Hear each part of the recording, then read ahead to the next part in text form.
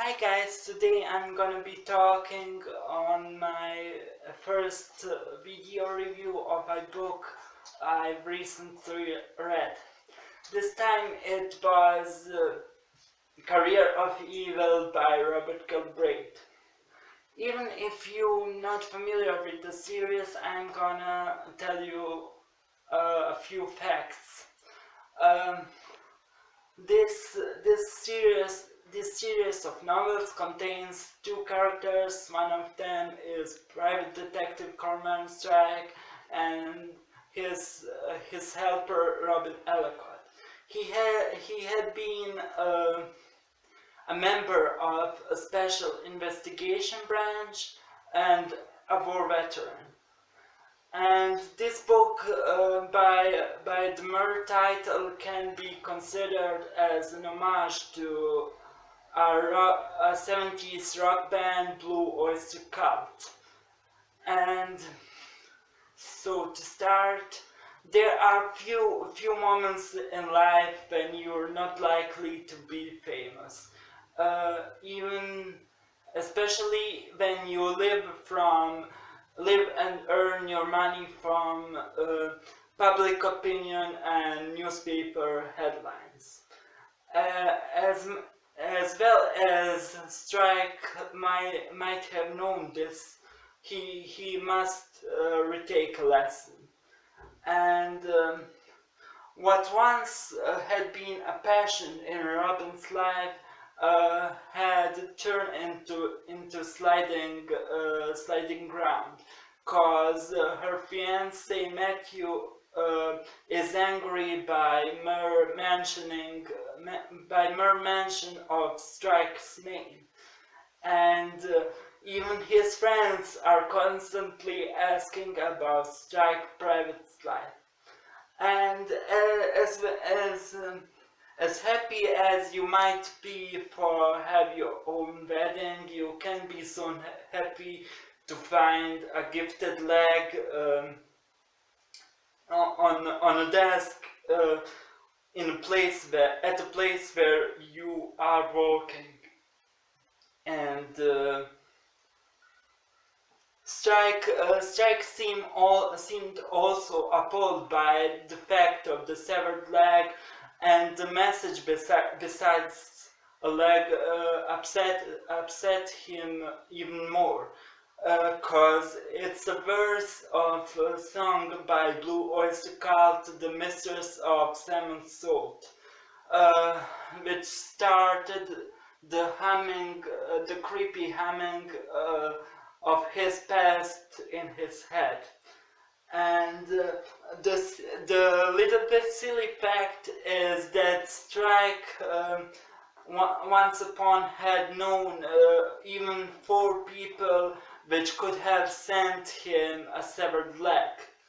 The first suspect is Terence Molly called Dicker, and he had already cut a part of human body. Believed or not, it was a penis, and Strike put him in jail for some drug chain or something like that. But I will reveal you a fact. There is that Terence would be ruled out as soon as Strike find how that Terence couldn't have known about those verses from the song. The second suspect is called Donald Lang. Strike had him also put in jail for something he shouldn't have investigated, but Lang was not accused of it. As we come to the third suspect, Strike speaks even more grudgingly about him. That is Noel Brockbank. He told only that he is not right in the head, and that's all. And that drives Robin crazy. And as she once googled strike, she had also faced the name of Jeff Whitaker. He was the second husband of his mother Leda, and he was much younger than she at the time. And there are some things. For example, once upon Jeff had quoted the verse that was on message beside the leg, and that's enough reason for Strike to persecute him. And there are some revealings that Strike must face. The first is that the victim sent him a letter just a few days before her murder. She was suffering from. I must only find how to.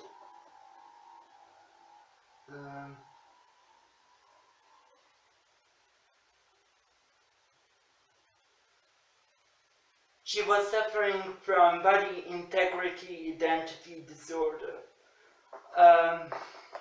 And the question is, would Strike solve this case just only to regain his old fame, or would he solve it to save Robin, which the killer intended on dismember next? For me, this book was really stunning. Until I read it, the first one was the best for me.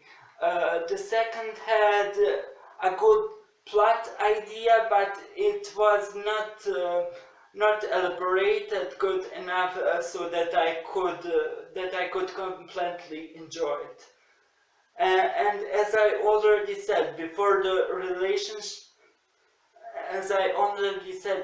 the relationship between two main characters put the main cases into background. This one is nothing like that. The third one kept Strike and Robin in focus, but it went hand by hand with main case. This time Robin also has interest to find a killer because of some event from her own past. And there are some interesting chapters which can also be considered as insights of a killer's mind. And this one deals with most serious subjects like rape and sociopathy. Knowing who the killer was didn't let me startled because the suspicions were equally divided into three suspects. What left me speechless is how far the killer had gone in his planning. I can't wait for the next one.